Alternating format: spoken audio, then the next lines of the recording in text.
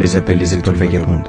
Ces types d'étoiles voyagent toutes seules, sans autre étoile à leur côté, seules, à voyager dans cette immensité obscure de l'univers. La force qui maintenait les étoiles en orbite l'une de l'autre, c'était la gravité. Une interaction invisible, mais pourtant là, faisant danser les deux astres l'un autour de l'autre. On dit que dans ce système, les deux étoiles vivaient en couple. Elles se tournaient autour et vivaient en parfaite harmonie, chacune dépendante de l'autre, jusqu'à ce moment où l'une des deux étoiles est arrivée au terme de sa maturité et a explosé. Ça a donc eu pour conséquence de perturber l'équilibre du système. Et l'autre étoile s'est retrouvée projetée, éjectée violemment dans le milieu interstellaire. Elle survivra, mais elle devra poursuivre son voyage seule, probablement jusqu'à sa mort. L'étoile qui vient d'exploser se transformera possiblement en trou noir. Elle sera victime de son interaction gravitationnelle et se retrouvera emprisonnée d'elle-même. Elle se condensera sur elle-même sans pouvoir rien faire, jusqu'à s'obscurcir et devenir un trou noir. On ne parlera plus d'un astre, mais seulement d'une région de l'espace-temps où rien et tout existe à la fois. On ne sait pas de ce qu'il adviendra de la matière dont elle regorgeait, des atomes qui entraient en collision en son cœur, et tout le plasma dont elle était